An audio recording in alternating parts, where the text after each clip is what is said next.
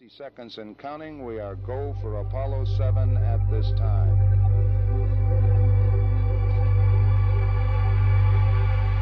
T-minus 50 seconds. The vehicle now pressurized, and the vehicle is go, as is the spacecraft. Our second speaker for today is a private pilot, a military aerospace historian, has lectured across the USA on the unique subject of mystery aircraft and classified propulsion systems buried deep within the military-industrial complex.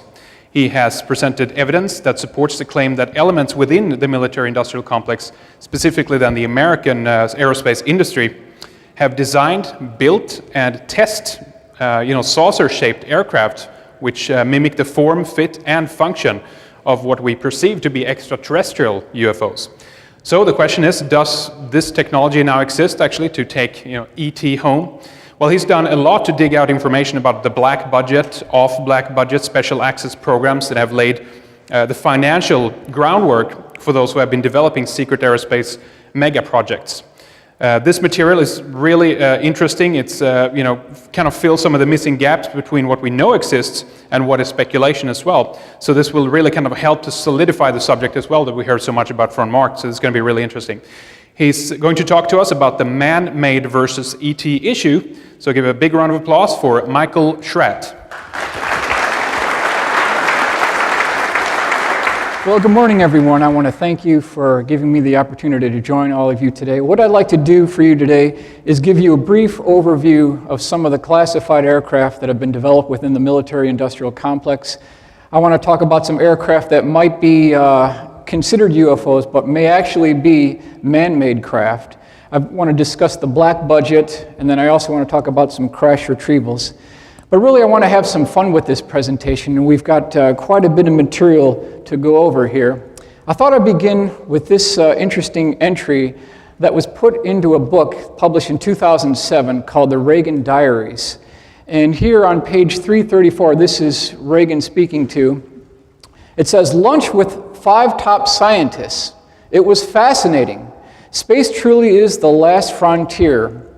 And some of the developments there in astronomy are like science fiction, except they are real. I learned that our shuttle capacity is such that we could orbit 300 people.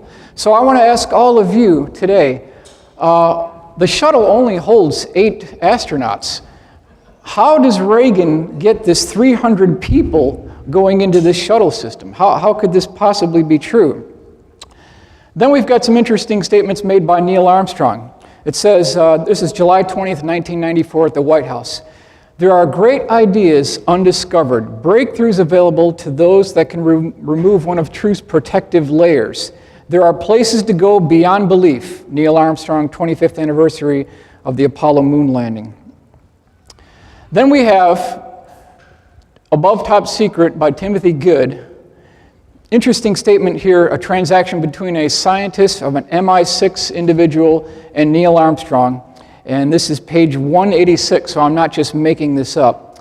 Professor, what really happened there on Apollo 11? Armstrong, it was incredible, of course. We'd always known there was a possibility. The fact is, we were warned off. There was never any question then of a space station or a moon city. Professor, how do you mean warned off?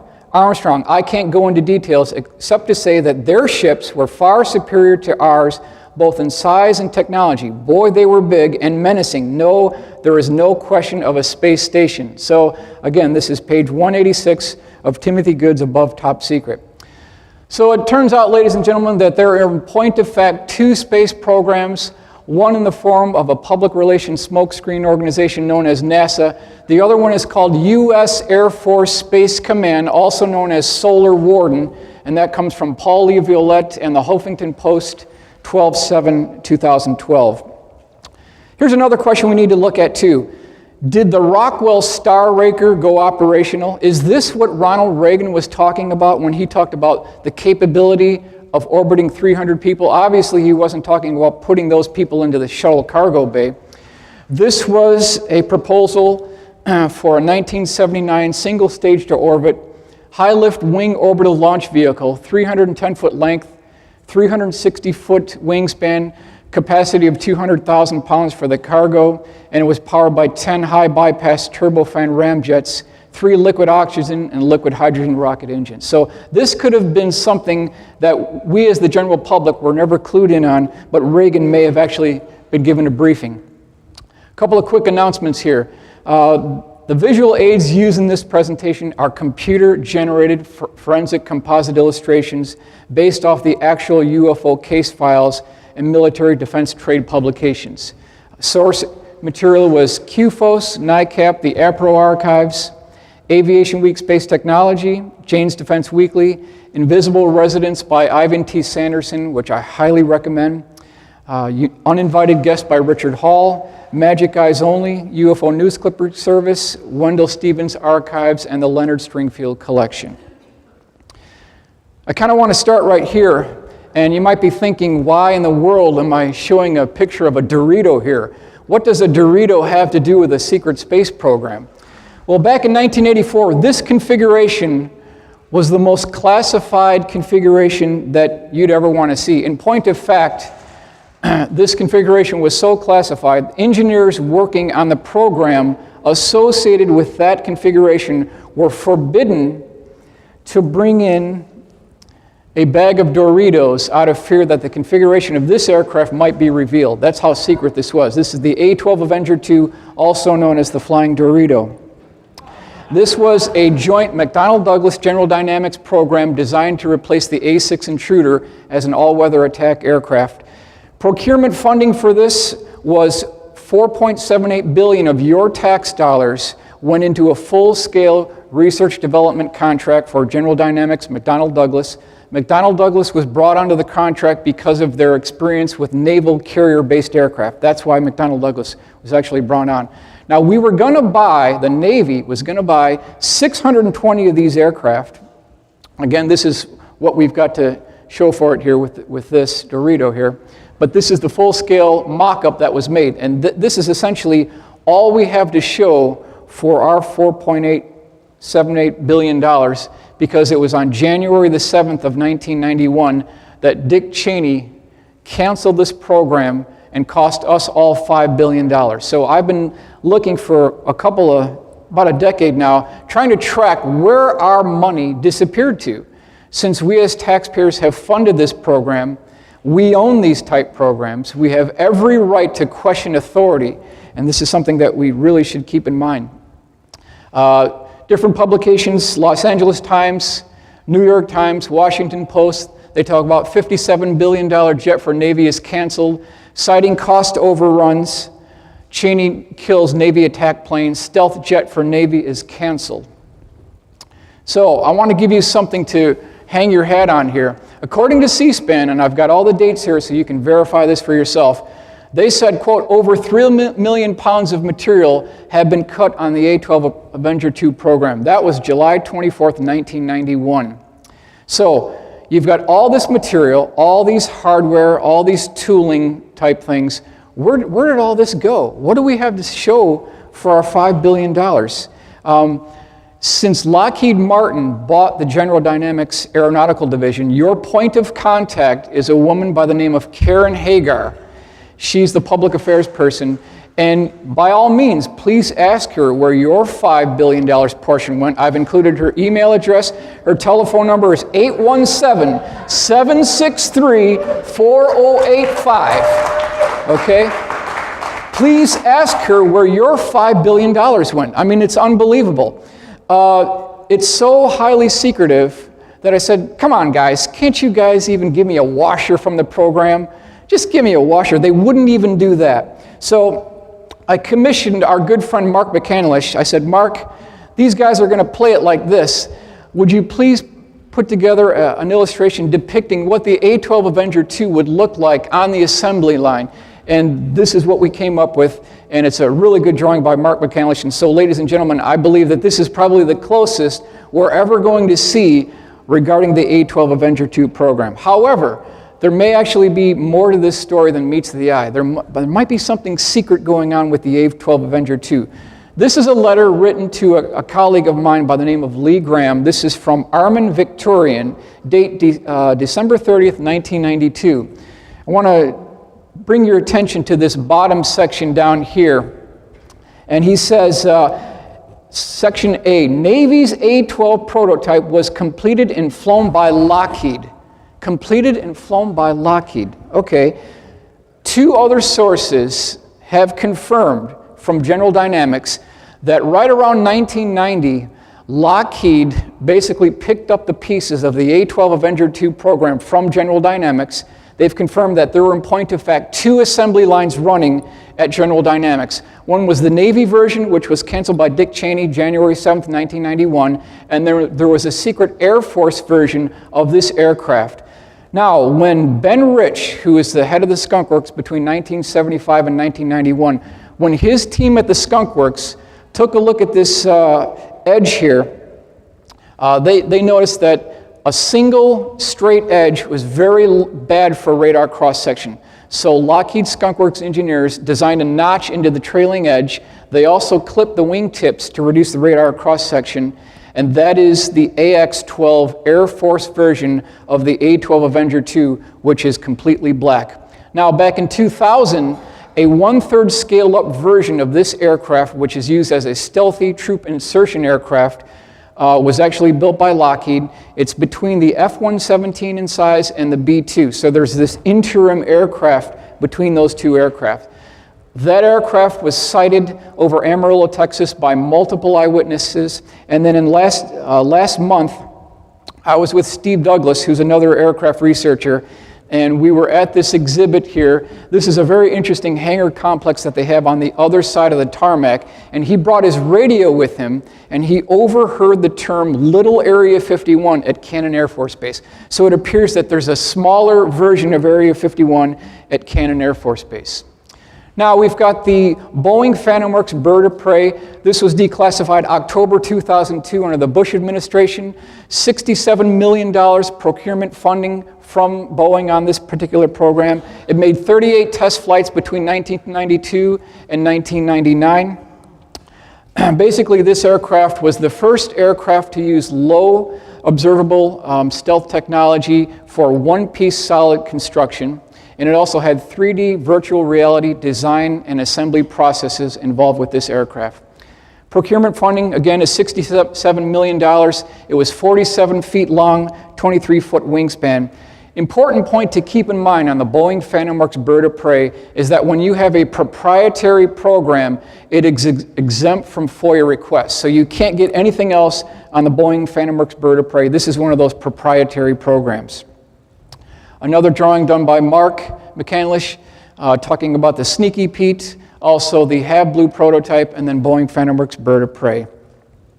Detroit Free Press, secret ledger hides military projects. Pentagon black budget has tripled under Reagan administration.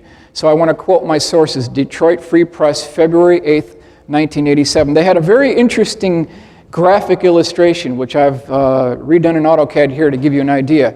Now, if you look at the procurement funding on these programs, in 1981, the black budget grew by just over $500 million. Now, by 1988, that figure rose to nearly $9.122 billion. So you can see there's this exponential growth in the black budget. Federal spending by category, procurement spending for agriculture was $26 billion. Transportation was $28 billion, but the Pentagon's black budget for fiscal year 1988 was $35 billion. So they're spending more on black budget programs than they are for education. So is there a mismanagement of funding here? Do we have bridges breaking? Do we have schools falling apart? That money could be put into other programs. Total spending for procurement funding of the Air Force for 88 was 51, of which 19.1 was in the black budget. Okay, now in this article, they have 2 quotes that I think are interesting to keep in mind here. It says, Thomas Amley, a Pentagon missile expert with security clearances high enough to know about some black programs, said the military has 3 basic reasons for having them. 1, you're doing something that should genuinely be secret. 2, you're doing something so damn stupid you don't want anyone to know about it. And 3, you want to rip open the money bag and get out a shovel because there's no accountability. So when you talk about black programs, there is no public scrutiny, no congressional oversight. Second one here, it says, in a black project, people don't worry about money, said a 31-year-old systems engineer who has worked on 4 black projects at the Space Systems Division of Lockheed Missiles and Space Company in Sunnyvale, California. Here's what he said. If you need money, you got it. If you screw up and you need more, you got it, said the engineer, who asked that his name not be published. You're just pouring money into this thing until you get it right. There's no incentive to do it right the first time. Who's going to question it? So you can see the mentality of what we're really up against here. Aviation Week, Space Technology, December 24th, 1990, summed it up really well. 8 years of the Reagan administration were very good to the black world. Really sums it up nicely. Now, how do you get this information? Where do you go to track the black budget? It turns out every January 27th of every year, a public relations program in the form of this document, which is available to the general public, is called RDT&E Programs R1. That stands for Research, Development, Test, and Evaluation Programs R1. You can pick this up at the Library of Congress. And in this document, they list programs that are within the Department of Defense. Over here you've got the line items, and then you've got how much was spent. But when it comes to classified programs, they don't tell you anything about it. For instance, senior year operations, forest green operations. No technical details, no information regarding how much procurement funding was done on the program. So what you end up doing here is you take the total amount and you subtract the knowns, and what you're left with are the unknowns or the black programs. Now, how can we verify this? Defense Daily, July 14th, 1988, also had their procurement funding. And you can see here, Theme Castle, no information, just a code name. Senior Citizen, we've got Omega. It's a black program. We don't know the details. So again, you take the total amount, subtract the knowns. What you're left with are the unknowns. This is an interesting publication, 1970, J.W. Fulbright. He really brought it home. It says, the greatest threat to American national security is the American military establishment and the no-holds-barred type of logic it uses to justify its zillion-dollar existence. These programs have gone rogue, no congressional oversight. Couple of quick code names I want to bring to your attention here. This comes from John Andrews, who's the Senior Project Design Engineer at Testers Model Corporation in San Diego. He was tracking these black budget fundings, and he wrote this FOIA request to the DoD, and a couple of things we want to look at here. Rosetta, classified program. Housekeeping, what's housekeeping? Redbird, and then the 2 final ones, 4 and 5, Rainbow, and something called Snowbird, which we really want to get into. Groom for secrecy, Groom Lake toxic burning alleged. Las Vegas Review-Journal, March 20th, 1992. They really did a good job on this article. Basically what they're saying is, during the stealth program, vintage 1981 to right around 1988, according to this article, Burbank Lockheed Skunk Works Division was basically trying to get rid of all their toxic chemicals, solvents, resins, and they put these in 55-gallon drums, and twice a week on Mondays and Wednesdays, an 18-wheeler tractor-trailer truck hired by a foreign company called NDB would drive all the way from Burbank Skunk Works to Area 51. They'd follow this perimeter road, they'd go past the residential area, and then these 300-foot-long burning pits dump these 55-gallon drums into these burn pits and throw jet fuel on it and ignite the whole thing. So I ask all of you, is it any wonder that our Area 51 engineers are dying of cancer when you've got this acrid, toxic smoke burning and flowing right over the residential area? So I'm zooming in to Area 51. That's the world's largest runway. You could put one space shuttle landing on either side and still have 5,000 feet between the two aircraft. And then I'm going to zoom into this area. The hangar surface area on the bottom here are what's known as the Red Hat hangars for the Soviet MiGs. Before that, they were the A-12 hangars. Just in back of the Red Hat hangars are what's known as the U-2 spy plane hangars. That's where final assembly was made for the U-2. We've also got the residential area, and then up here on the corner, we've got the area where it shows the burn pits right in here. So that's what we want to focus in on. Here's a 1968 photo of Area 51 showing the residential area. These are the burn pits here. So the question I want to ask all of you, this is something we really should answer. Who is the idiot within the Air Force, Department of Defense, EPA, that allowed them to do this right next to the residential area? I mean, talk about lack of planning. It's just horrible. They had a sidebar article within this Las Vegas Review Journal that I really want to talk about here. And it's talking about the bar that was at Area 51 called Sam's Place. And this is what they talked about from one who was actually there. Extravagant living on a secret base. So this is your tax dollars at work here. A favorite watering hole was Building 170, the hangar-sized centerpiece of the base's recreational complex. It is listed in one base directory as Sam's Place, a bar named after a Central Intelligence Agency official who once ran the base, said a source involved in base operations during the 1980s. Sam's Place was a dark, fully carpeted nightclub with large padded chairs and a bar ring with stools that rivaled the largest ones in Las Vegas, the source said. The club had 4 pool tables, dartboards, and a big screen. The recreational complex was complete with an 8-lane bowling alley, a heated indoor pool, 4 racquetball courts, a basketball gymnasium with a wooden floor, tennis courts, saunas, and a snack bar. At one time, a golf course and lighted softball field existed as well. Supplies for the base were flown in from Hill Air Force Base in Utah aboard C-130s. Sometimes people would chip in and buy big ice boxes of shrimp that were flown specially to the base from Florida in 20 to 30 big styrofoam coolers. The plane stopped only long enough to offload the shrimp. And then the final one here, some colonels, he said, had very extravagant tastes, including one who had grapefruits flown in from Israel at $25 a piece and requested deliveries of canned tuna from South America that he estimated cost the government $26 per can. So here's your tax dollars at work with these big guys over here at Area 51. Another drawing by Mark McCandlish.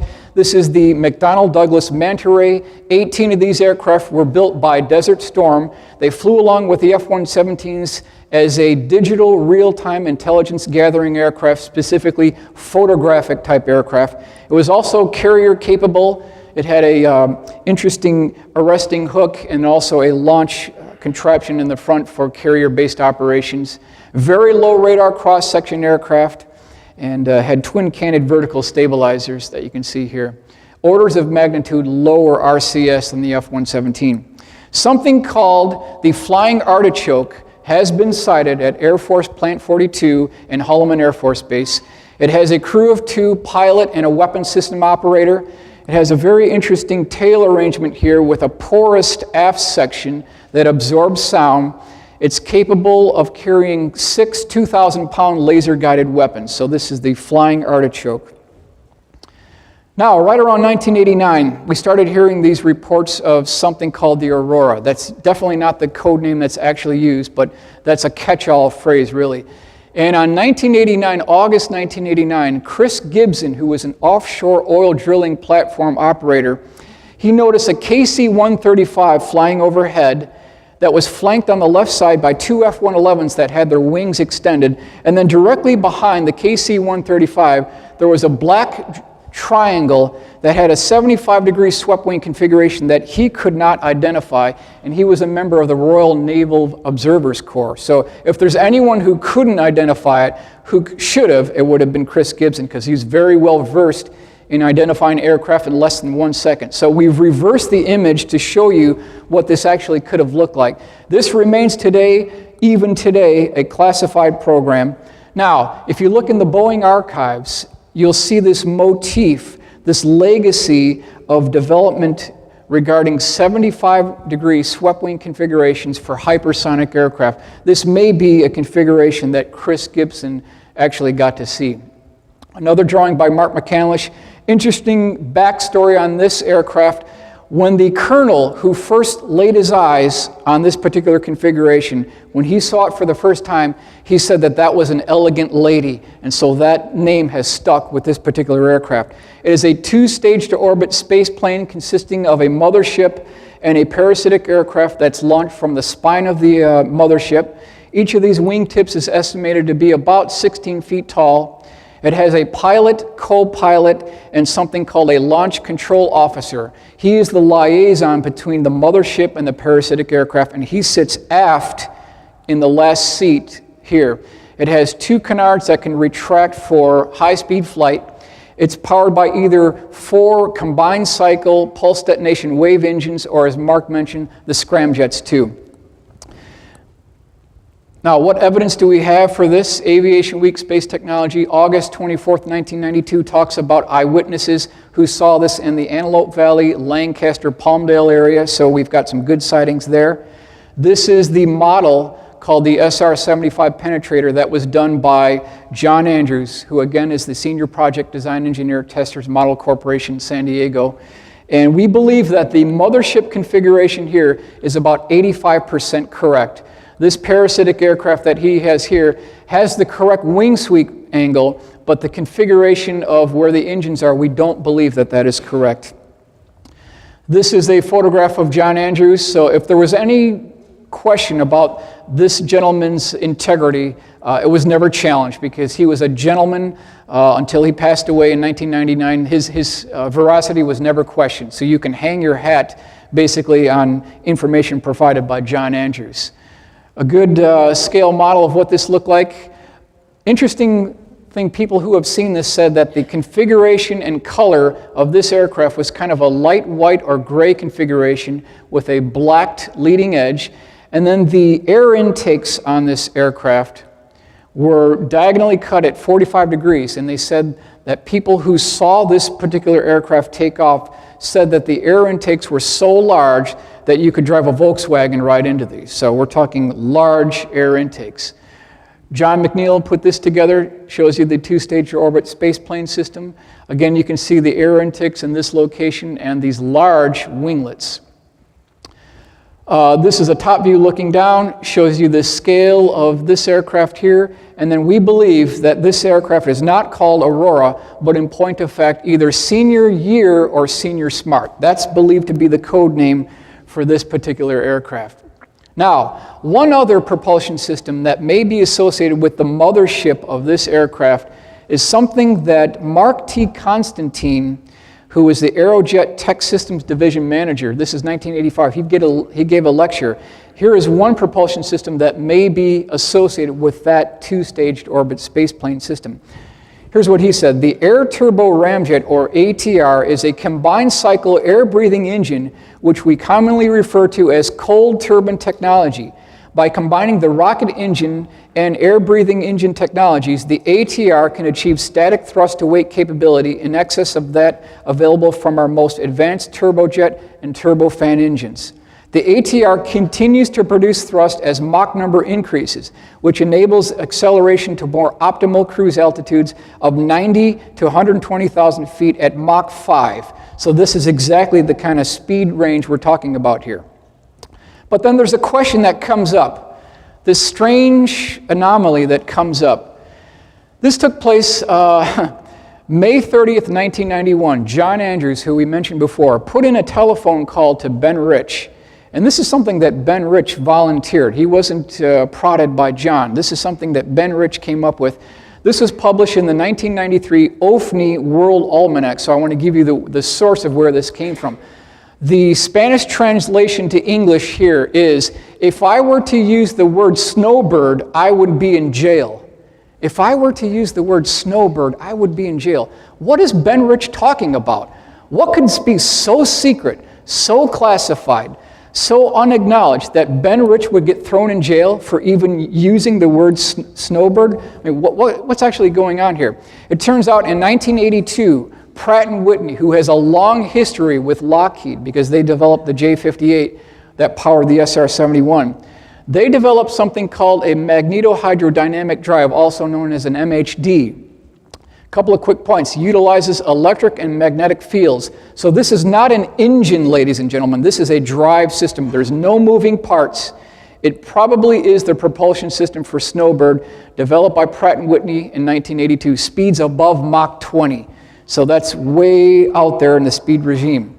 Hypersonic aurora, what could this thing actually look like that uses the MHD drive? Something that Jane's Defense Weekly, December 12th, 1992, had a really good article about the configuration. Again, we see this 75-degree swept wing configuration, so there's this motif that's going through the 1960s all the way up to the 1992 article here.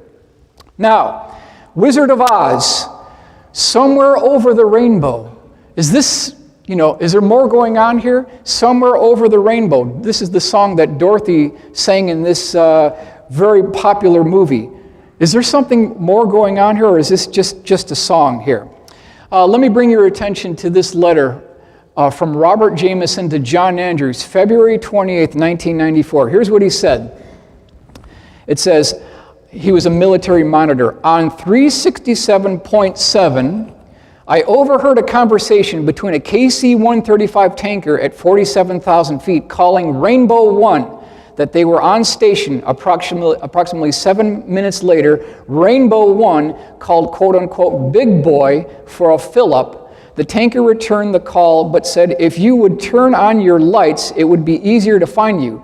Rainbow 1 told the tanker to go to Secure Channel G, end of transmission. So, if the Aurora is launched over the top of the mothership called Rainbow, somewhere in the ocean west of Hawaii, is that where we get the term somewhere over the rainbow? If Rainbow is the mothership aircraft, it's a possibility. Aviation Week, Space Technology, November 11th, 1991. We're not going to read the whole thing, but just the top here. 2 unusually loud sonic booms heard along the west coast from San Diego to North Las Vegas, Angeles, may have been producing high-flying classified aircraft returning test ranges in Nevada. So they were talking about airquakes, not earthquakes, but airquakes. So I actually contacted Caltech and I said, can you give me your data for October 31st, 1991? And this is the actual result. They call it a sonic. At the exact same time this aircraft flew over, it triggered all these instruments from Caltech and the Geologic Institute. So, ladies and gentlemen, I believe this might be one of the most conclusive pieces of evidence for a quote-unquote Aurora aircraft. Now, the most important thing to keep in mind here is that these airquakes, these aircraft flying over Catalina Island, going over downtown Los Angeles, always occurred on a Thursday morning. A Thursday morning at like 6:58 a.m., 7:05 a.m., repeatedly on the last Thursday of the month during 1991 and 1992. Always on a Thursday. Why a Thursday? Because in the black world, Area 51, Air Force Plant 42, test flights are done on a Thursday because Monday, Tuesday, and Wednesday are used for prep. Thursday is the test flight, Friday is the debrief, Saturday and Sunday there's no one there. And so that's why Thursdays are very apparent in the black world. This is an article, a paper that was received by Lee Graham from the United States Department of Interior. It says, Dear Mr. Graham, in response to your letter of 31/1992, please find enclosed a copy of data recorded by a seismograph at Catalina Island for the sonic boom of January 30th, 1992. So if you look at what's done here, here's what he says. Last Thursday of the month, Thursday, October 31st, 1991, and remember, these tick marks are 1 minute apart. So boom, right? This is your Aurora returning from an overseas mission. Now, about a minute later, another boom right here. So you might think, oh, that's that mothership, right? Returning along with it. The mothership isn't even back yet. It doesn't even fly the same pattern. So this might be either an F-16 or an F-15 flying as a safety chase aircraft. So it's not the mothership flying with the parasitic aircraft. Again, Thursday, June 27th, 1991, last Thursday of the month, boom. About a minute later, another boom. So this is, again, seismic instrument readouts. Thursday, November 21st, 1991, we have another boom here, and then it says, bingo! It must be an American bird. They didn't want to work on Thanksgiving Day. So this time, it wasn't on the last Thursday of the month, it was the week prior. So you know, ladies and gentlemen, this is one of ours. There's no doubt about it. There's no doubt about it. Catalina Island, Thursday, January 30th, 1992, 7:17 a.m., another boom. And then about a minute and a half later, number 2. So you can see you've got this parasitic aircraft flying over Catalina Island. It wakes everybody up in the morning in Los Angeles, and then a chase plane follows it. Here's the track returning to Area 51, going over Catalina Island, Los Angeles, waking everybody up, then heading north of Edwards Air Force Base, going into Tonopah Test Range, and then into Area 51. So I want to give you kind of a brief cross-section of what their flight pattern looks like. Again, Catalina Island, Thursday, April 16th, 1992, 6:58 a.m. Always on a Thursday, always on a Thursday. Mount Wilson, April 16th, 1992, Thursday, 7:02, another one. It just goes on and on. The evidence is overwhelming. Okay, so here is a typical snowbird mission profile flight path. This came from Jim Goodall. I asked Jim, I said, Jim, what's the flight path of these aircraft? And so he said, this is Jim Goodall's interpretation of what these aircraft may be flying. He believes, ladies and gentlemen, that this is a nuclear proliferation monitoring aircraft, because at the fall of the Soviet Union, they had to figure out a way to monitor all this fissionable material that was kind of loose within the former Soviet Union. So he believes it's a nuclear proliferation monitoring aircraft. So what you do here is you start at Area 51. You take off from Area 51. You take up a magnetic heading of 310 degrees. You fly over Alaska. At this point here, you're still with the mothership. You're at about 30,000 feet at Mach 1.7. It's at this point you launch from the mothership. You pour the coals to it right here. You go over Russia. You make a 90-degree left-hand turn. You start heading south. You're over Turkey. You're over Israel. Right in this area right here. Once you get down here, you make another turn. Now you pour the coals to it right here. You're heading back. At this point, you're over here. Now you're near Hawaii. You're starting to make a left-hand turn. Now we're heading into California. That's where we go over Catalina Island. This is where we wake everybody up at 7:02 a.m., right back to Area 51. So that may be the mission profile of what these aircraft are actually following. Now, this is something I got from the John Andrews collection, which I was fortunate enough to acquire. This is 14th August 1981, letter to Ben Rich, former head of Lockheed Skunk Works between 1975 and 1991. It says, Ben Rich, your crew responsible for 2 very strange birds leaving at dawn, just at first light from George Air Force Base. One white, one gray, said to be very Lippish-like, good acceleration, good climb, don't loiter around George, and not seen for the rest of the day. So John included a sketch of something that may have departed George Air Force Base, August 1981. Now, turns out that there's some very good information from Bill Scott, who's the former Rocky Mountain editor of Aviation Week Space Technology. This is March 6, 2006, talking about a program called Black Star. It appears, ladies and gentlemen, that there are 2 versions of this technology. There's one built by Lockheed that's launched from the spine of a mothership, and then Boeing has one called Black Star, which is airdropped from the belly of the craft. So that's the different kind of configurations that are used. This is a Steve Douglas illustration with an XB-70 type configuration. Is there any proof to back this up? This is a U.S. patent, February 7th, 1989 by Boeing, and they include a parasitic aircraft that actually fits up inside an indented section under the belly of the mothership. So we've got patents to back this up. We've got eyewitnesses reported within that article that also talk about this as well. Then we come across this particular letter to Pete Ames from John Andrews. It says, 22nd February, 1994. The place, Kadena Air Force Base. The time, the weekend of 13th February, 1994. It says, emergency call from manned aircraft to expedite recovery at Kadena Air Force Base, coming from north, tracked speed at Mach 4.2. Diversions for other aircraft in area.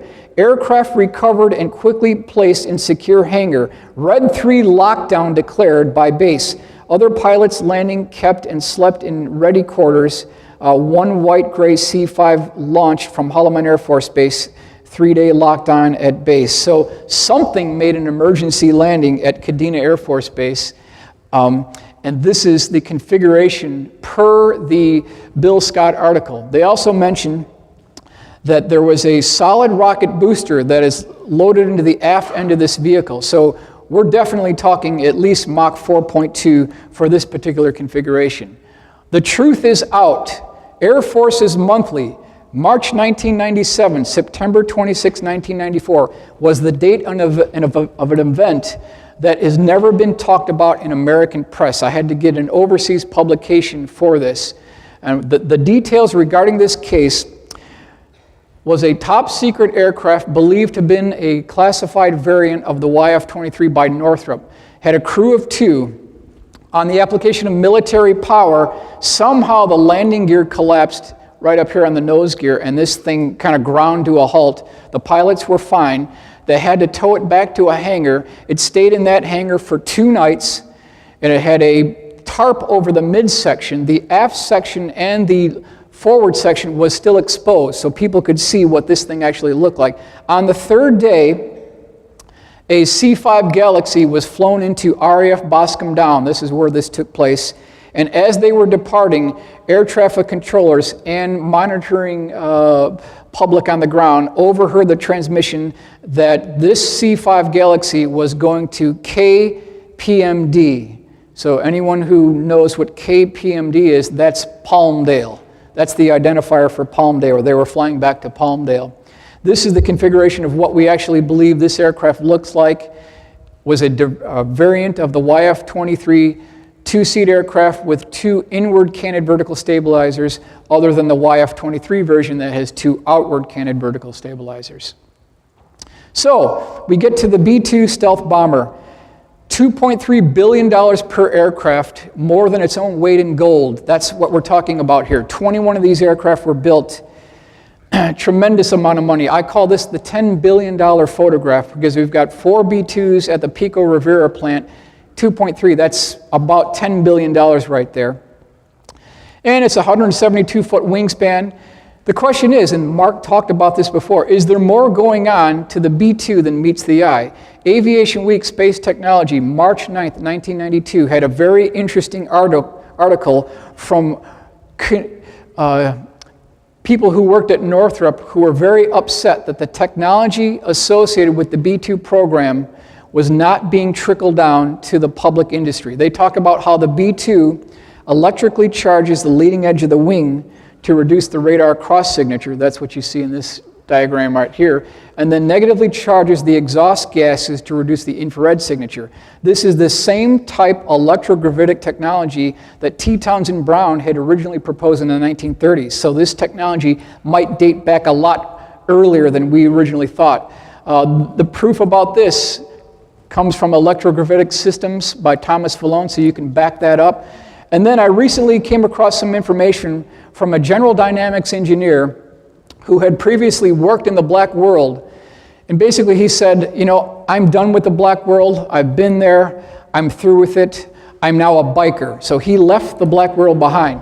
And he said that according to this particular General Dynamics engineer who worked on the B-2 program, he said that for every 3 B-2s that are built, for every 3, turns out that there's 7 anti-gravity versions of this B-2 that are actually built, according to this General Dynamics engineer. Now, September 1967, a naval combat veteran by the name of Jack Pickett, who I was really good friends with, he's no longer with us, he claims that during September 1967, he was a publisher of the NCO Club newspaper, and they were going down a perimeter road at MacDill Air Force Base, which is in Tampa, and they got to this area right here, which is called the base scrapyard. And when he got there, he looked over the chain link fence and saw 4 of the most incredible aircraft that he had ever seen in his entire life.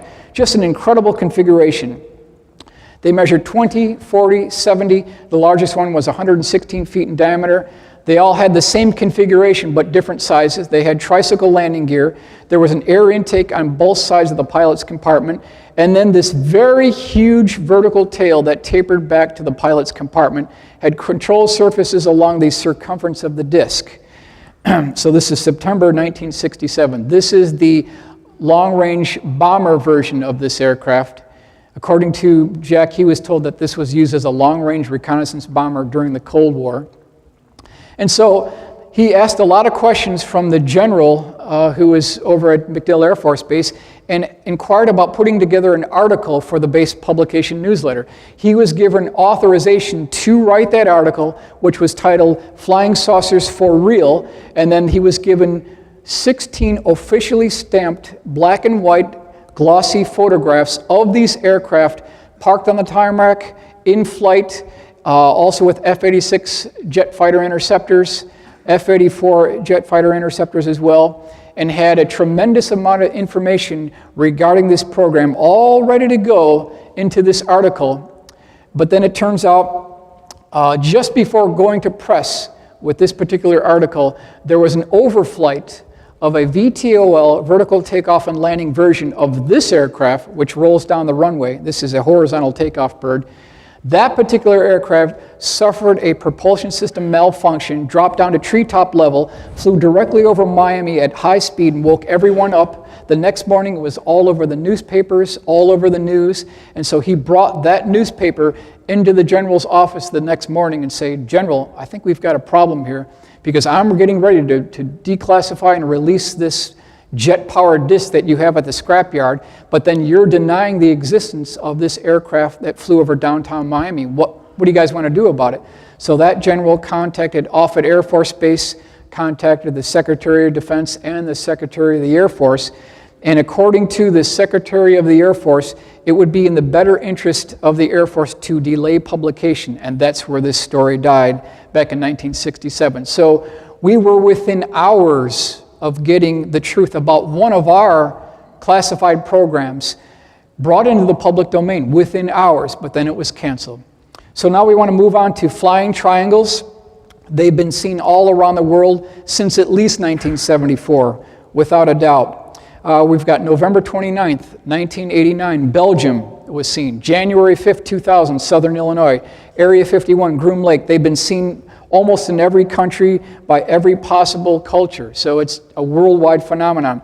We've got a case over here of a red one with this exhaust port here. We've got a case in Detroit. We've got Belgium cases. So a brief cross-section of these aircraft have been seen all around the world. The primary features of these triangles, they usually have a white light on the corner of each of the triangle. Some of these are between 200 and 300 feet across. This midsection is generally about 20 feet across. And then there's always this interesting structural work on the bottom and probably a red or amber light in the center of the bottom section of the craft. That's kind of the overall view of what we see here. March 31st, 1999, Kirby, a very significant sighting. And if anyone in this room is a skeptic, I just invite you to look at this gentleman's testimony. Colin Saunders, you can Google him. He gave a really nice 20-minute lecture regarding this particular sighting. A very honest gentleman. I totally believe his case. He was with his family driving home at around 9:50 p.m. after dinner when they came across this particular craft. He saw the aft end of it first. It was tilted up at about 15-degree angle of attack on the left-hand side. And then he said the bottom of this craft tipped up, but it tipped up from the back end. And he said, he used the term that it looked like it was submerged underwater. That's how this actually moved underwater. Here's the view of what it looked like from the aft end. He said it was totally silent, and then he said it had these very interesting raised box sections on the top of the craft. The exterior pictorial version of the exterior of the craft looked like a flowing liquid mercury. It was almost alive. And he said that it was his belief that these extruded sections here were part of a docking mechanism with a larger craft. So as this thing flew over, he could see the bottom of it. It also had these raised sections as well. And then as this thing flew over, you can see a forward section right here. It disappeared from view, but then way off into the far horizon, there was a much larger ship that had a red light on one side and a green light on the other side, and he said that this particular aircraft appeared to be trying to dock with that larger craft. So that may be the reason for these interesting raised sections here. This thing was approximately 50 feet across in conjunction with a Cessna 172 that has a 27-foot wingspan. Here's Colin Sanders here. Here's his UFO model. And when I saw that UFO model, I said, wow, I want to have one of those. So I took his technical blueprint, and then in AutoCAD, I put together this schematic drawing here, which is a cardboard stock model. And I produced this for each and every one of you. So you can have a black and white version of this, so you can build your own UFO at home, which is an actual authenticated case. This is what the model looks like right here. This is what the bottom of it looks like right here. And so I have one for each one of you. Now, November 22nd, 1985, 15 miles northwest of Madison, Wisconsin. Very interesting case because of this interesting tube section on the bottom of this aircraft. But we don't only have the illustration, we've got the eyewitness testimony. It says the underside of the craft resembled, quote, the back of a refrigerator, like a collection of condensation pipes that ran back and forth. So keep that in mind kind of as we proceed here. I asked the question, is that what you would expect to see on the bottom of an alien spacecraft? I mean, really, I thought you aliens were 100 million light years ahead of us, and yet you're flying around in these vehicles that look like the back of a refrigerator? Someone's lying to you, folks. Someone's lying to you. I can assure you that. January 5th, 2000, this was the first mass sighting of triangular aircraft after the year 2000, seen by at least 4 police officers, seen by a miniature golf owner who said that this craft looked like a 2-story ranch fly right over his golf course. Very well documented case. Another case for skeptics that might be sitting on the fence. Please examine the January 5th, 2000 overflight of southern Illinois by these triangular shaped craft. Some of these had a red and green section in the aft portion. Always these white lights at each of the corners, and then an amber or red light below the belly of the craft. Newspaper clipping service picked this up. It was seen over DuPont County, multiple counties within southern Illinois, not too far from St. Louis. May 23rd, 2001, Allen Park, Michigan. This gentleman saw this craft fly over his taxi, actually, blocked out the stars as it flew over. April 3rd through the 5th, 1975, Lumberton, North Carolina. This craft was seen by multiple police officers. It had an interesting cutout notch section in the back end of the triangle, red lights along the leading section here, and then a high-intensity white light that was shining down a beam onto the ground, seen by multiple eyewitnesses. This is the cutaway drawing here and shows you kind of an isometric view.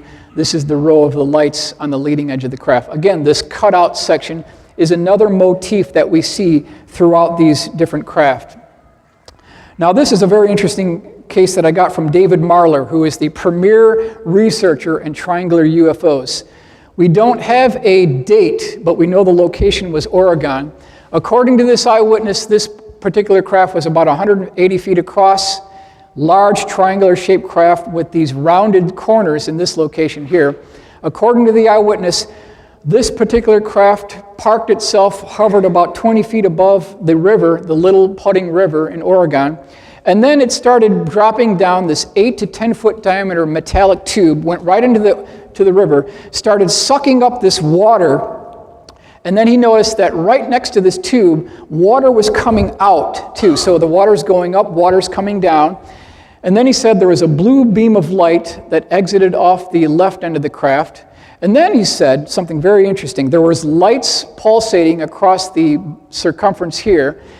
And then there what looked like these 3 landing gear legs that popped out of the bottom. But these weren't landing gear legs. He called them overflow valves because water was shooting out of these overflow valves. And then there were 3 orange orbs that popped out of the bottom of this thing. About 2 minutes later, after this had completed whatever it was doing, he said it sounded like a washer machine. These orbs merged back into the craft. This craft slowly took off, and then when it reached about an altitude of about 1,000 feet, this thing took off like a spark off a grinding wheel. So that was that particular, almost a USO case. Enormous turbine blade UFO, January 21st, 1997, Puerto Rico, also came from the David Marler files. Basically, a primary eyewitness saw this particular craft hover near his location. Now, if you look at the size, he estimates between 500 and 800 feet across. We're talking a massive ship here. Multicolored lights along the leading portion of the vehicle. Then he said it had this section on the bottom that had these rotating turbine blades. But it was his impression that these turbine blades were rotating far too slow to support this vehicle. So there's no way it could be the primary source of propulsion, according to the eyewitness. He also said that there was a strange being that had a pear-shaped head on a transparent cupola or dome section of this aircraft. 2 minutes after observing this aircraft, a black 4x4 vehicle pulled up right next to him. A security agent got out of that vehicle, started questioning about this particular craft. No sooner did that security agent start interrogating the primary eyewitness, 2 identical craft to this first one popped out of the clouds and started following this original craft. This craft, at that point, started introducing it was kind of like a smoky blue glow around this vehicle, and then this thing took off. The other ones were trying to chase after it, but they couldn't get it. So this is January 1st, 1997. Another case from the David Marler files. I put together an illustration here. August 25th, 1990, Barnsley, England. Primary eyewitness and his wife were returning from a Fleetwood Mac concert at night when, out of nowhere, coming this strange triangular-shaped craft that he estimated between 100 and 200 feet across emerged from a dark, misty cloud directly below the cloud bank. And he said he saw it long enough, 30 seconds, long enough to get some really good details. It had one light on each terminating point of the triangle, one light on the bottom here that was white, and then he said it had this recessed section on the belly of the craft. And in that recessed section, he could see what looked like cross-beam and girder construction, very structural construction on this bottom point here. And then there was these series of white-lit, backlit windows that had these humanoid figures, and it was his impression that this was a man-made vehicle. That's what his impression was, that these were actually man-made vehicles. This particular individual on the right seemed to be either pointing or waving back to the primary eyewitness. Now, North Wales Triangle, sighted over the M56 motorway on June 1st, 1997, flew across the motorway at about 100 miles an hour, startled people on the motorway, and then zipped off at a high rate of speed. That's all the details we have on that particular case. So now we move on to the ever-present, ubiquitous, everyone's favorite triangle, the TR-3B. Anything having to do with the TR-3B has to be credited to Edgar Fouché. I want to give him credit for Edgar Fouché. Also want to mention that Edgar Fouché has no first-hand knowledge specifically dealing with this aircraft. So he didn't work on this program, but he claims that he knew people at Area 51 who did. I want to make that perfectly clear.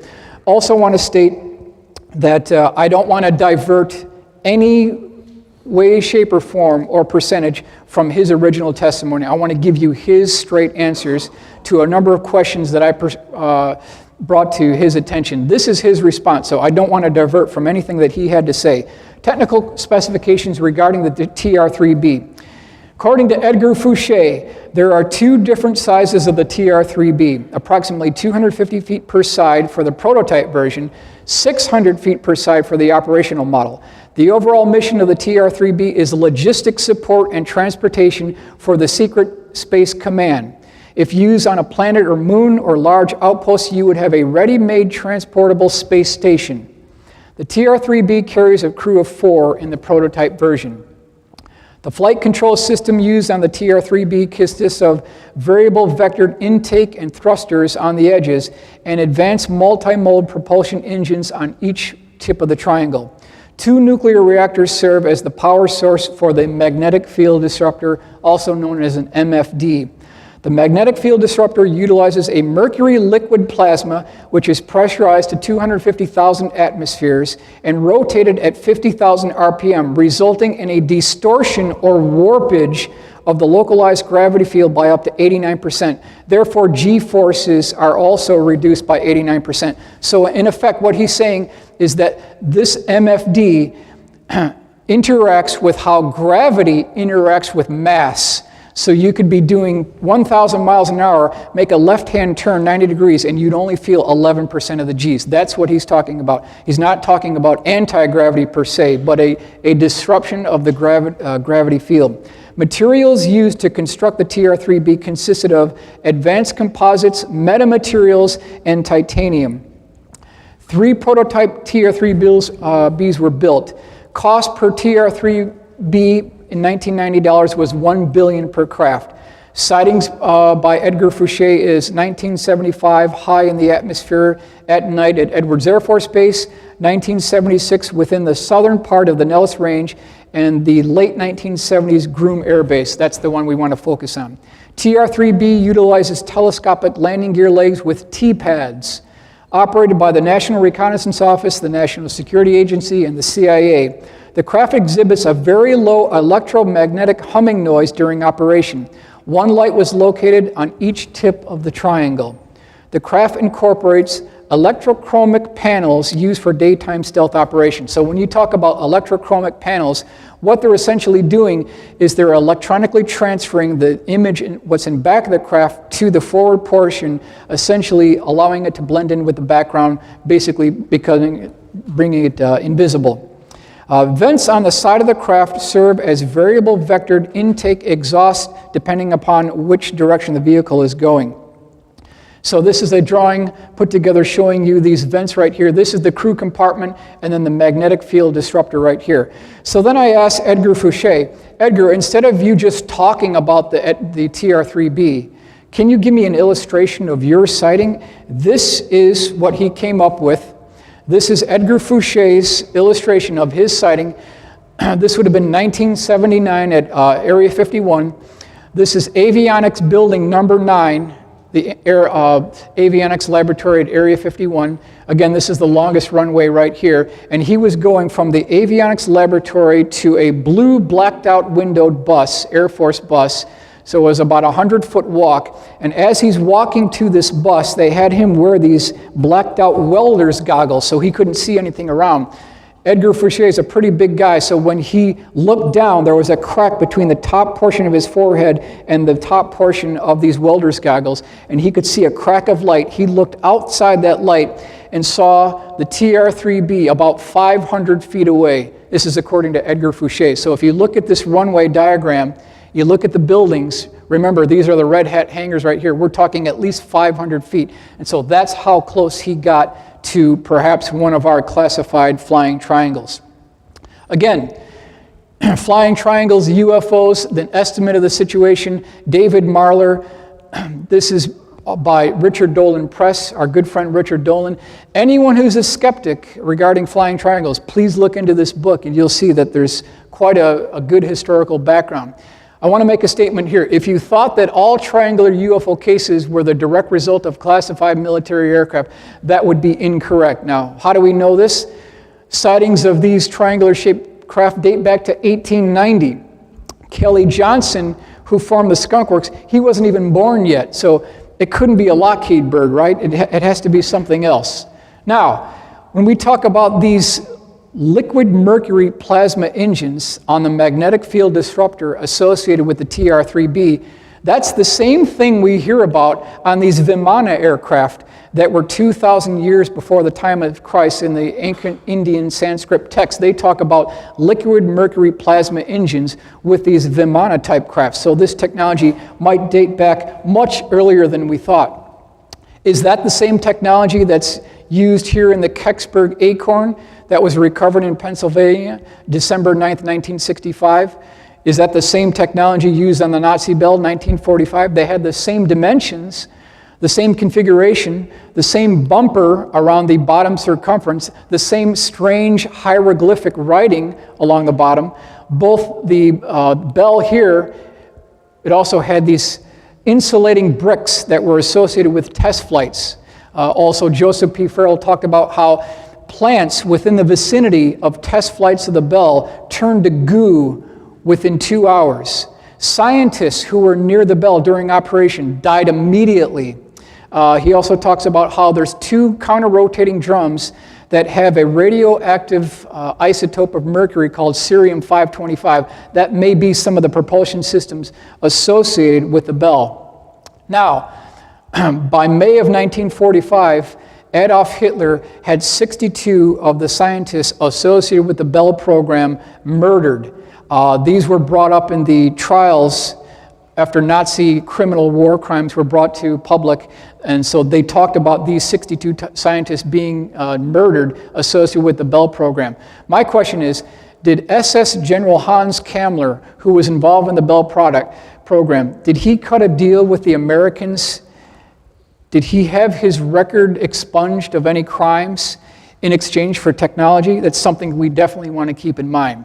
Cash Landrum incident, Huffman, Texas, December 29th, 1980. This, by any other means, skeptics cannot debunk this case. This case had stood the test of time for so long now, and I invite anyone who's questioning the validity of some of these cases, please look at this case. You'll find that this has remained rock solid. 3 eyewitnesses, Betty Cash, Vicki Landrum, Colby Landrum, were driving around 9 p.m., Huffman, Texas, when they noticed a bright light approaching their vehicle. It got brighter and brighter and brighter. It got so bright they became horrified. They were scared. It was traumatic. She even mentioned that she thought this was the second coming. She thought this is the end of the world. And what she saw was this twin double ice cream cone craft that was about 90 feet tall, had a series of light-colored blue portholes. We don't know if these were portholes, but they were circular outlets in this location here. It was about 30 feet above the pavement here. She slammed on her brakes. Betty Cash got out of the car, started going to the forward portion of the car to see this thing as a better look. And then it had these strange flames that were blue in color, that every time the flame came out, this craft would bob up, and then once the flame stopped, this craft would start slowly settling down again. This happened for about 2 minutes. At that point, Betty Cash was just about ready to get back into the vehicle. Now keep in mind, this is December 29th, 1980. It was cold outside. Just about the time she was getting ready to put her hand on that car door, she put her hand there and it burned the skin right off her hand. The whole exterior of the vehicle was becoming very hot. Once she got back inside the car, they had to turn the air conditioning on. It was so hot within this vehicle.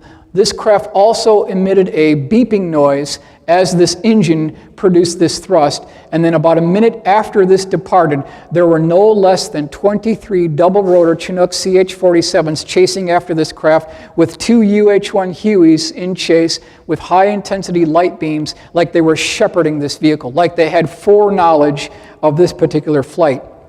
Now, it's my personal opinion that this was one of ours, ladies and gentlemen. Now, how can I back this up? If you look at this hearing before the Subcommittee on Research and Development, Joint Committee on Atomic Energy, this is the Aircraft Nuclear Propulsion Program, July 23rd, 1959. Once you start looking at this document, you start finding out how much the United States Air Force, the U.S. Navy, the Atomic Energy Commission spent on procurement funding on the NEPA program, the Nuclear Energy for Propulsion of Aircraft. Combined, they spent almost $1 billion by 1960.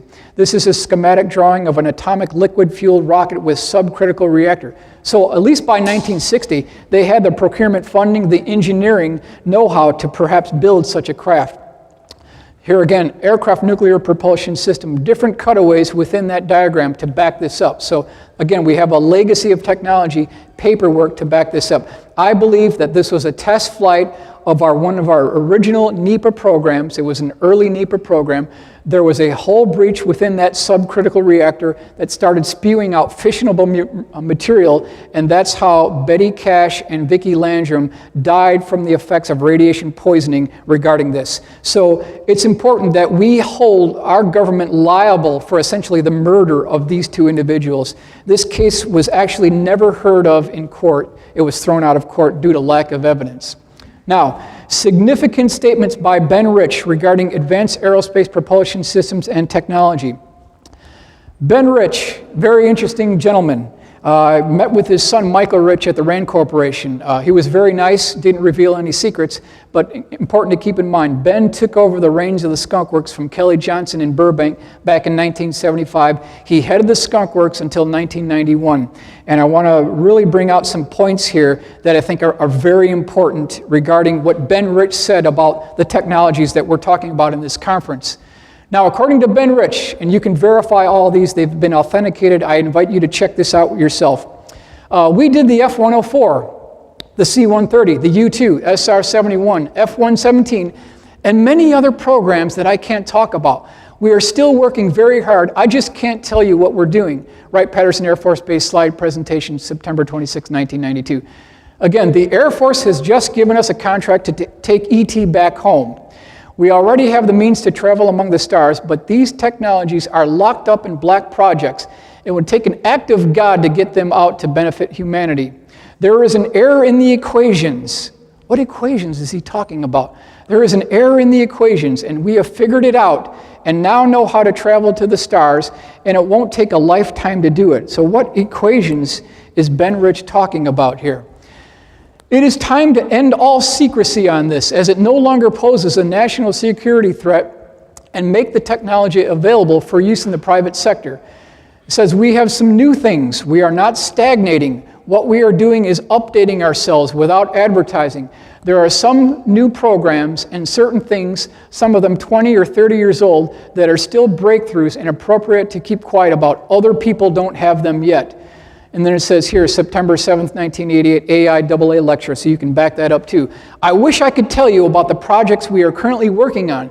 They are both fascinating and fantastic. They call for technologies once only dreamed of by science fiction writers, according to Ben Rich. What could that mean? Now, this is a new group that maybe some of you haven't heard of before. I got this from the Huntington Library from the papers of Ben R. Rich. The Skunk Works is always busy. It's fortunate that we are able to turn out a breakthrough about every 10 years. The airplanes that we are building today, you won't hear about for another 10 years. Anything you can think of, we can do. And if not, maybe we have already done it. I cannot talk to you about anything we are doing today or have been doing probably for at least 5 or 10 years.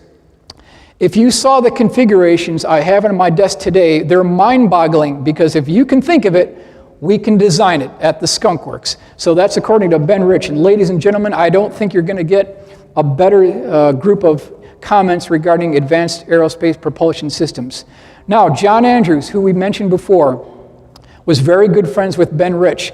These two gentlemen, over decades, played this word Scrabble game where Ben Rich would kind of submit little hints to John, and that's how he was able to design the F-19 stealth model that turned out to be the highest selling plastic aircraft model of all history. Over 1 million units were sold.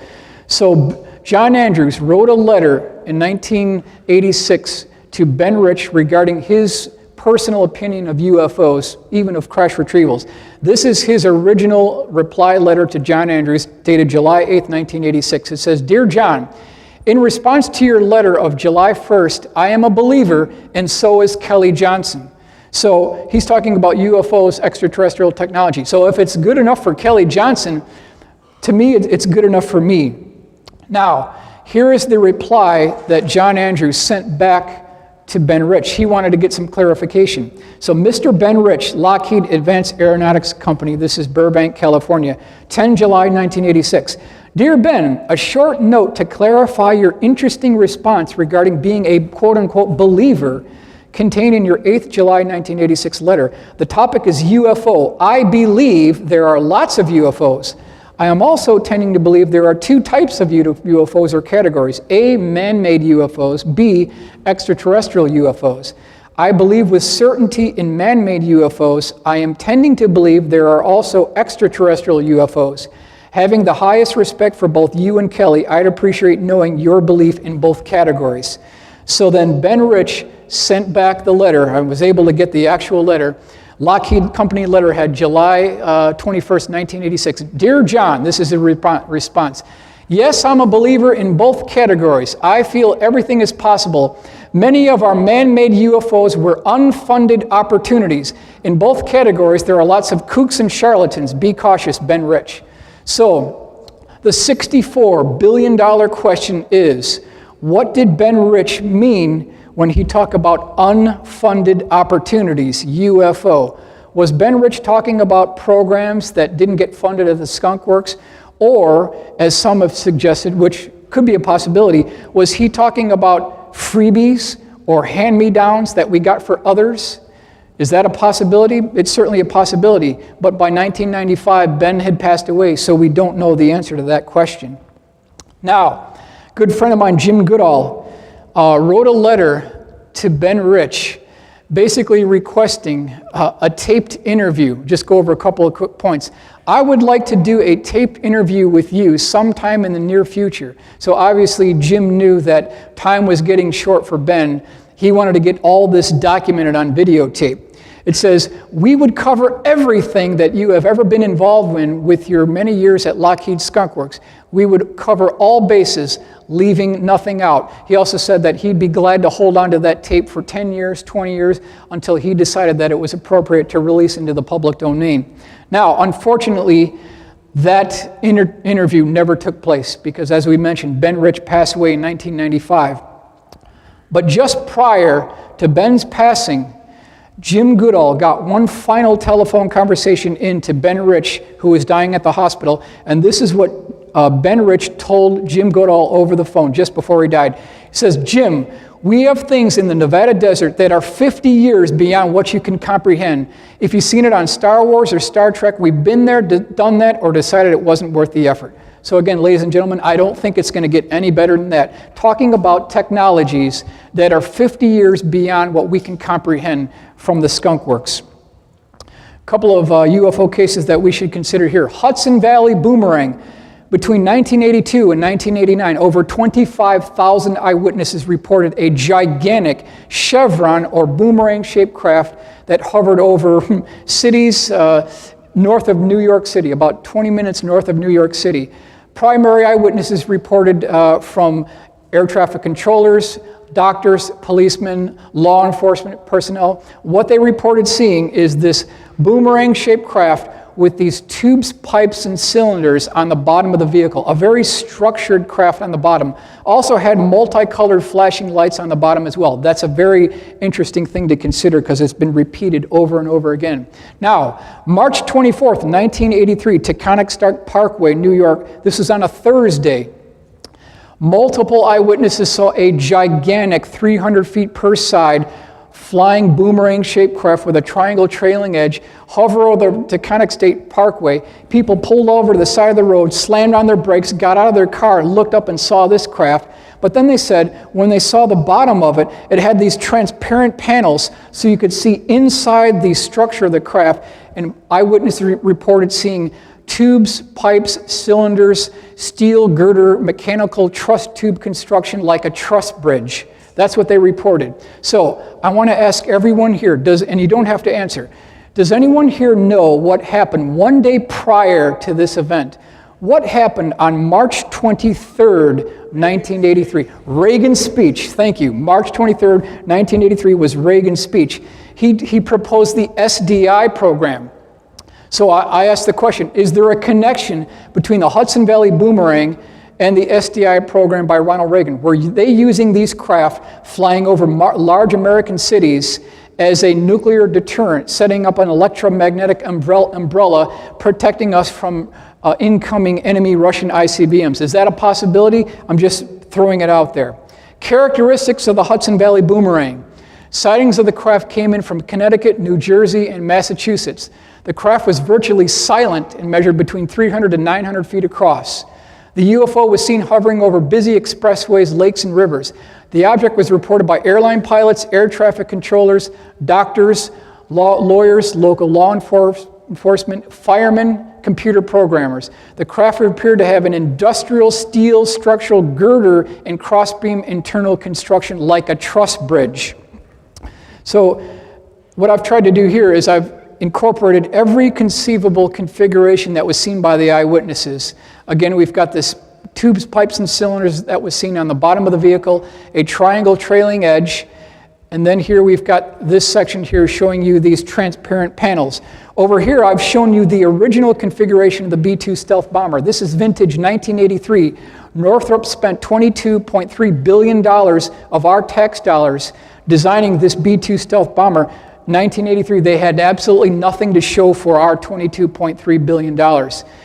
At the end of 1983, the Air Force and Northrop decided that they no longer wanted to have these low-altitude bombing platforms, and they changed the wing configuration to the double W that we see today. That cost all of us $1 billion for the wing redesign. Now, instead of me just talking about it just by myself, I wasn't there. I want to give you the eyewitness testimony directly from the people who saw this craft. This is Dennis Sant, very respectable gentleman. Here's his quote. This is Philadelphia Inquirer, September 28th, 1984. As it hovered, I could make out dark, smoky-colored metallic beams underneath, huge beams, according to Dennis Sant, March 17th, which was a Thursday when this actually took place. Again, Monique O'Driscoll, she sighted the object on March 17th, 1983, on a Thursday. This is her quote, and this is her painting that she made of this craft. I could see the underbelly part. It's solid. It had metal-type work, like cross beams and tubular things hanging down here and there.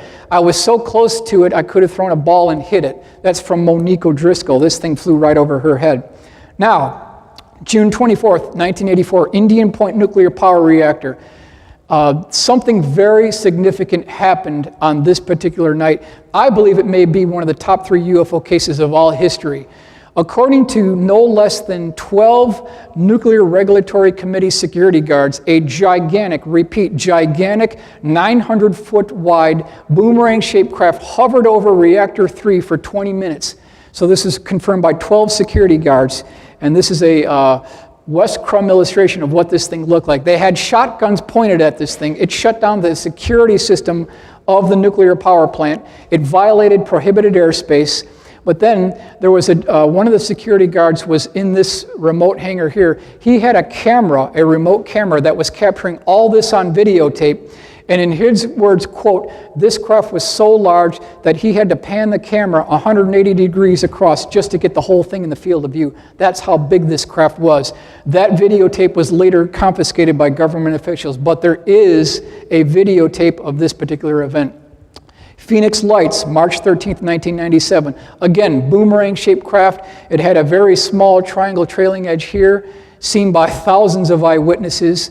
Of course, the government tried to explain it away as flares, but I question how could flares start out north of Prescott, go down through prohibited airspace at Sky Harbor Airport in Phoenix, and then continue down all the way to Tucson. Flares can't go that far. Eyewitnesses reported that the lights on this vehicle, they didn't look like just lights, but they were canister or studio lights that were embedded into the lower belly structure of the aircraft.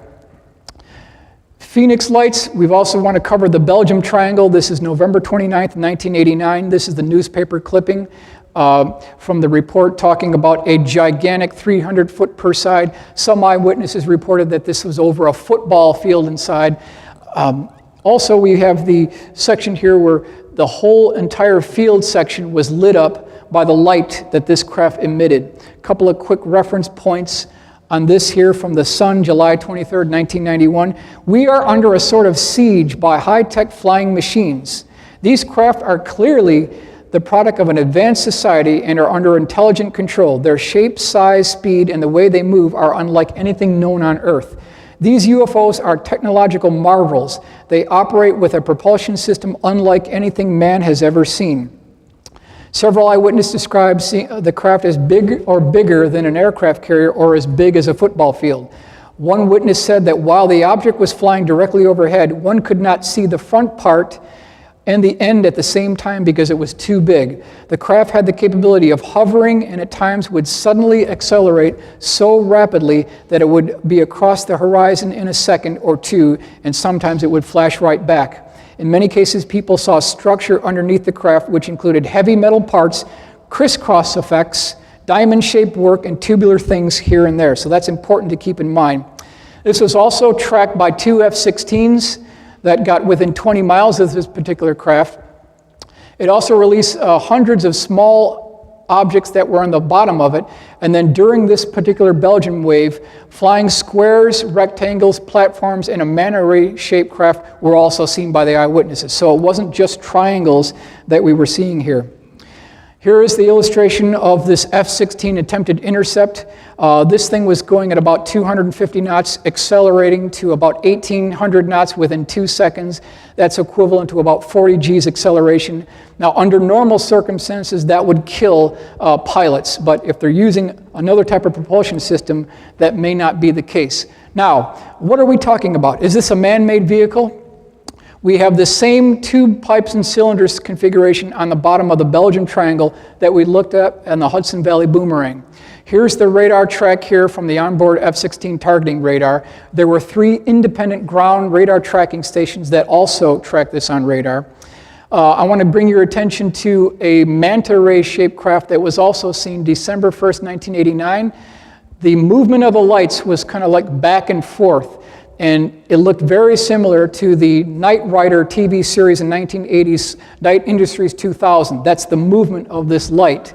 It also looked like the Cylon Centurion helmets that were used in the 80s TV hit Battlestar Galactica. But the most important point I want to bring to your attention here, and this comes from Joseph Jones, who's another black aircraft researcher. He states that it was a joint program between Lockheed Skunk Works and British Aerospace. This is vintage 1984, 1985. They were developing something called Triangulum. That was the code name for this aircraft. And they were working on something called an EM drive. And this is part of a program called Brilliant Invader. That was the code name for this operation. So ladies and gentlemen, I submit to you that this may be, in point of fact, the explanation for the Belgium Triangle Wave 1989-1990, which was the Brilliant Invader joint NATO training exercise. Knight Rider shows you the configuration of the lights in this location, also the Cylon Centurion helmet here. Now, what evidence do we have to back this up? Is it just fairy tales, or do we have something to back this up? Jane's Defense Week, September 4th, 1996, has a very interesting article regarding the relationship between the UK and the US regarding stealth technology.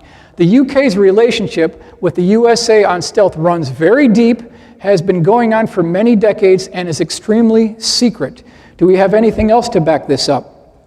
It turns out that by the 1960s, they had accumulated so much information regarding what was done after World War II, when British intelligence was basically sucking up every shred of evidence recovered from the Nazis regarding radar cross-section development. That report was put in something called the Dawson Report, and then during an unknown date within the 60s, that report was brought over to Washington, D.C. and given to the defense contractors, probably Lockheed. So the other piece of evidence here is this very interesting book called I Could Tell You, but then You Would Have to Be Destroyed by Me by Trevor Paglin. Very interesting patch in this location right here. You'll note that the location of the beam of light is similar to the location of where the Belgium Triangle sightings actually took place. So ladies and gentlemen, I hope I've presented both sides of this case. I want to leave it to your discretion to decide who's who and what technology is actually being used. My point here is I'd like to see this technology handed over to the scientific community for the betterment of everyone on this planet, and I want to thank you for your attention. Excellent. Very good. Thank you.